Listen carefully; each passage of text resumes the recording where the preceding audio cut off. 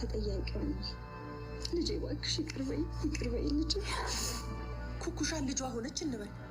ቆይ እሺ እኔ ከዛ በኋላ ምንድን ነው የማደርገው? ሄደሽ እግሯ ስር ድፍት ብለሽ እየጌታ ያለሽ ሌላ ምን ታደርጊያለሽ? እኮ እኔ ነኝ እግሯ ስር ተደፍቼ ማለቅሰው? ሞኝ አትሁኝ እንጂ ቸጋራ። እንዲህ በጣም ድፍት ከምትይ እግሯ ስትወድቅ አይሻልም? ዘመኑ ይቅርታ እንድናደርግላት አስቤ ነበር። ማለት እዚህ ድጋሚ ተመልሳ መታከኛ ጋር ልትኖር ነው? ታውቃለህ የኔ ልጅ ዘመኑ አንቺን በጣም በድላሻለች። ግን ደግሞ አንቺን የሚያገኙሽ በሷ መሆኑን አትርሽ እንጂ። ስለ እሷ ማውራት ትተን ሌላ ስለ ራሳችን ጉዳይ ማውራት እንችላለን። ሚስጥሩ ታፍኖ ከሚቆይ እንደዚህ መውጣቱ ጥሩ ነው። ለዛ ነው የነገርሽ።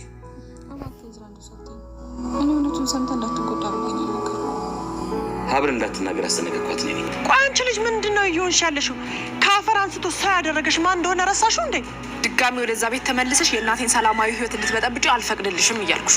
ስለዚህ የምትፈልጊውን ነገር ስታገኝ እኔን ከዳሽኝ ማለት ነው? የኩኩሻን እናት እጅን ይቅርታ ጠይቂያት። ከዛም በኋላ እንደምንም ብለሽ እዛ ቤት ግቢ እሺ?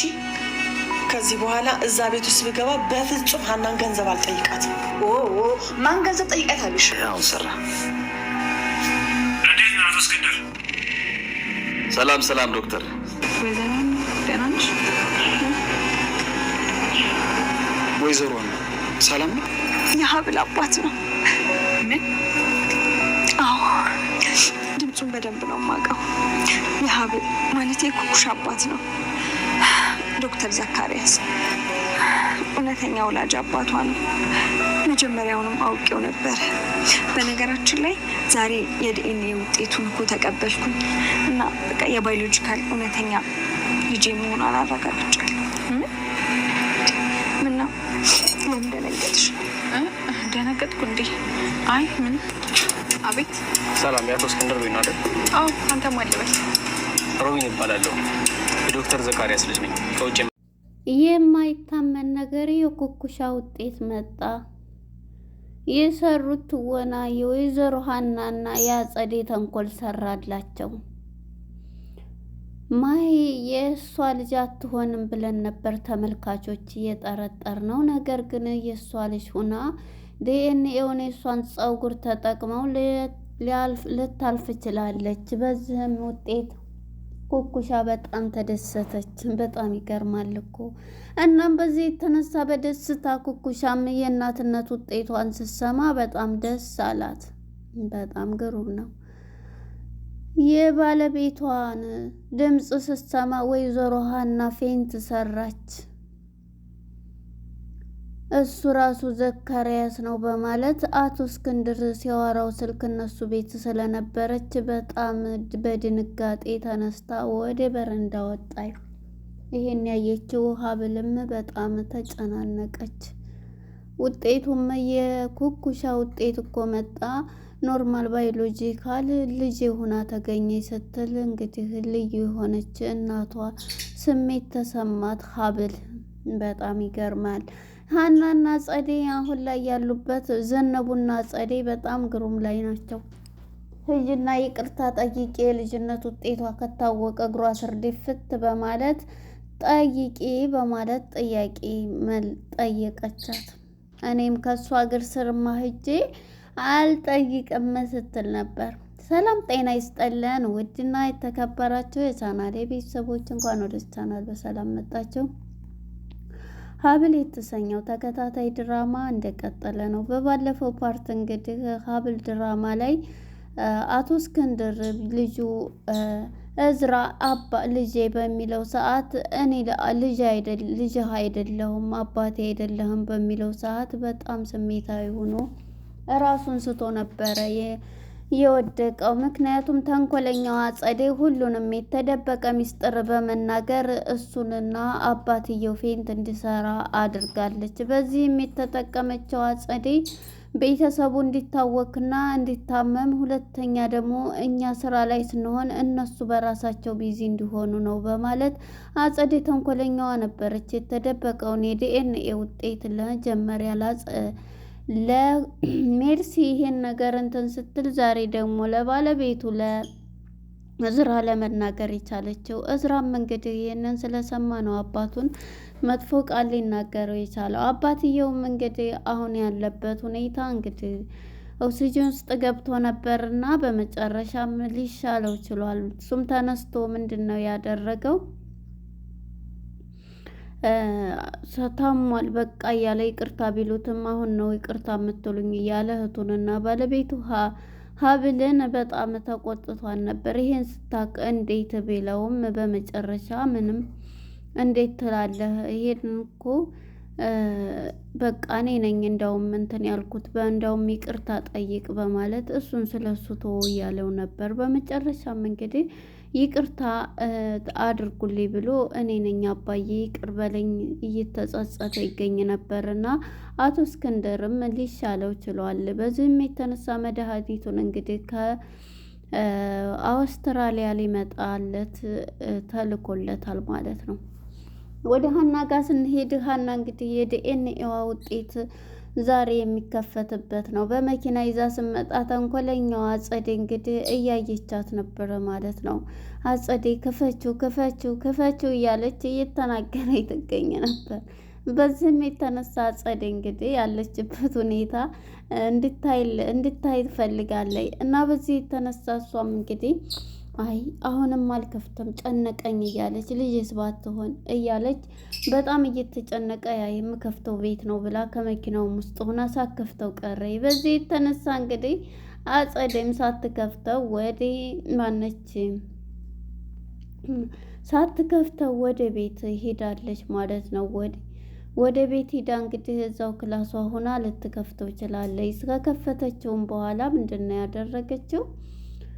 ከፍታ ስታየው እንግዲህ የዲኤንኤ ውጤቱ ኩኩሻ የእሷ ልጅ እንደሆነች ይናገራል። በዚህም እያለቀሰ ደስ አላት። ልጄ ናት እያለኝ ነበር።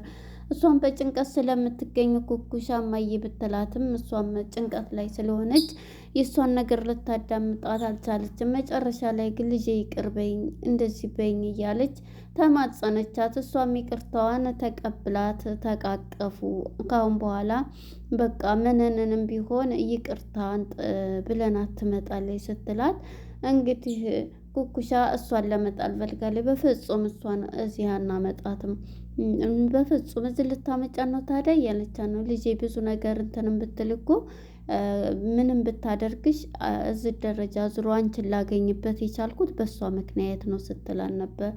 እሱን ተይውና በራሳችን ቢዚ እንሆን የማታውቂው ብዙ ነገር አለና እሷን ተያት እያለች እንግዲህ በባለፈው ታሪክ ላይ ብዙ ነገር ነው ያደረገች ብላ ውሸቷን ከሀብል ጋር የምታደርገውን ድርጊት ስትጠይቃት ነበር። በዚህ የተነሳ እንግዲህ ሀብልም ወይዘሮ ሀናን ዘነብን ተንኮል ስትነግራት ነበር። እናም እሷም ያንን የእሷን ታሪክ ለእሷ አድርጋ ነበረ ስነግራት የነበረችው ማለት ነው። እንግዲህ አቶ እስክንድርም ከሕክምና ወጥቶ ወደ ቤት ተመልሶ ሀብልን ይቅርታ በል ብሎ እዝራን ይቅርታ ሲያስጠይቀው ነበር። እዝራም ይቅርታ ብሎ ጠይቋል ማለት ነው። እንግዲህ ሁላቸውም በይቅርታ ሆነው እኔ እናንተ እንደዚህ ከሆናችሁ ቤተሰቡ እንደዚህ በሰላም ከሆነ ምንም ቢሆን አልሆንም ምንም አልሆን እያለ እንግዲህ ቤተሰቡን እያጽናና ይገኛል ማለት ነው። እና በዚህ የተነሳ እንግዲህ አቶ እስክንድርም ይሄን እያለ ዛሬ ደግሞ እኮ ዶክተሩን ይደውልልህና ታገኘዋለህ እንዳገኘው ብሎሃልና ደውዬ ላገናኝ በኢሞ ሲለው እሺ መድኃኒቱን ደግሞ ልኬልሃለሁኝ ዛሬ ወደ አዲስ አበባ ይገባል ብሏል። እንግዲህ ለልጁ ልኮለታል ማለት ነው። እናም እንግዲህ ወይዘሮ ሀና ውጤቱን ካወቀች በኋላ ወደ ቤት መጥታለች ማለት ነው። ወደነ ዘነቡ ጋር ስናር ዘነቡ አሁን ላይ የሰጠቻትም የዲያስፖራዋ ብር አልቅቷል። በጣም እየራባት ትገኛለች። በዚህ የተነሳ እንግዲህ አሁን ላይ በጣም ውጥረት ላይ ትገኛለች። በቃ ካሁን በኋላ ሂጂ እያለቻት ተንኮል መቼም አስበሽ አይደለም ያችን ሰራተኛ የቀጠርሽው እያለቻት ነበር። እንዴ እንትንስ ብላ አንቺ ልነግርሽ ነው በእኔ ስራ አትግቢ ብዬሻለሁ ብላ እንግዲህ እሷን እንትን ስትላት ነበረ ማለት ነው። በመጨረሻ እንግዲህ ምንድን ነው ያደረገችው? እስክንድር ሆስፒታል እንደሆነ አስመሳዩ አጸዴ እንግዲህ ወንድሜ እያለች እንዲያማረተኝ ሳይሞት ሆስፒታል ሆኖ እንግዲህ እያለ በጣም እያለቀሰኝ ነበር የመጣቸው አስመስላ። እንዴ ዝም በይ ብላ እንግዲህ ሜርሲ አንገቷን ስታንቃት አባቴ ደግሞ ወንድምሽ አይደለም እያለ እንዲህ ምንም ቢሆን እኮ ወንድሜ ነው ምንድን ነው የምትፈልጊው ብላ በጣም ትናገራታለች ማለት ነው። ሜርሲን በዚህ የተነሳ ውጪ የኔ አባት ለአንቺ ወንድም ሊሆን አይችልም ከአንቺ ውጪ እባክሽን እያላት ነበረ። በእርግጥ በጣም ይቅርታ ይህንን አሁን ላይ ማውራት አልነበረብኝም የተደበቀ ሚስጥር ግን ይቅርታ ብላ እዝራን ልታባብለው ትሞክራለች። ውጪ አሁን በኋላ ባትመጣ ጥሩ ነው እንዳትመጣ አድርጊያት እዚህ ቤት እንዳትመጣ በማለት እንግዲህ ይሄንን ሀሳብ ሰጥታታለች ማለት ነው። እሷም ወጥታ ሄዳለች። ወንድሜ ነው ብትልም ማንም ሊረዳት አልቻለም። ልታስመስል ነበርና የሄደችው ማለት ነው። እንግዲህ እዛ ቤት ምግብ የምትሰራው የቤት ሰራተኛዋንም የቀጠረቻት እንግዲህ እዝራ አያቅም ምንም እንትን ቢል በደላላ የማታውቀው ሰው የላትምና አጸደይ ወደዛ ቤት እንድትመጣ ያደረገቻት እራሷ ነች ማለት ነው። እና በዚህ የተነሳ አሁን ላይ ያች ሰራተኛዋም እንግዲህ እቃ ለማምጣት ከቤት ወጥታ ሄዳለች። ነገር ግን መድኃኒት ከምግቡ ላይ ጨምሪ ባላልሻቸው ነው ከምትሰራበት ላይ ብለሻል ነው አጸደይ ስትላትም ስለ እኔ ስራ አይመለከትሽም አትግቢ በማለት እንግዲህ ከሀናን ጋራ ምግብ ገዝታላት በቃ አሁን እኮ አንቺ ምስር የምትለቅሚ ሴት መሰልሽ እያለች እያሾፈችባት ትገኛለች ማለት ነው። ምክንያቱም አበላሏ ምናምን በጣም እንትን ይል ነበር እና ምስር የምትለቅሚ ሴት መሰልሽ ብላ መጨረሻ ላይ ሄደሽ እንግዲህ ሀናን በጣም ከዚህ እንትን ከወጣ ሄደሽ ይቅርታ ጠይቂያት በምትላት ጊዜ ጭራሽ እኔ እግሯ ስር ነኝ እኔ ሂጄ ይቅርታ ብዬ የምጠይቅ ብትላትም እንዴ ታዲያ ይሁና ብትያትስ ይቅርታ ማለት ግዴ ነው። ሂደሽ ይቅርታ ብለሻት እዛው ብትኖሪ ከዛ እኔ ይቅርታ እንኳን ብታደርግልኝ ብር ብዬ አልጠይቃትም ገንዘብ ስትላት እሱን አሁን ማናለሽ አሁን ዝም ብለሽ ይዥና ይቅርታ በይ ከእግሯ ስር ድፍት ብለሽ እንግዲህ እራብ እንዳሞች እያለች ትነግራታለች ማለት ነው። አጸዴ ተንኮል ድራማ አንደኛዋ ማለት ነው። ሁለቱም አንድ ናቸው፣ ግን አጸዴ ትበልጣለች ማለት ነው።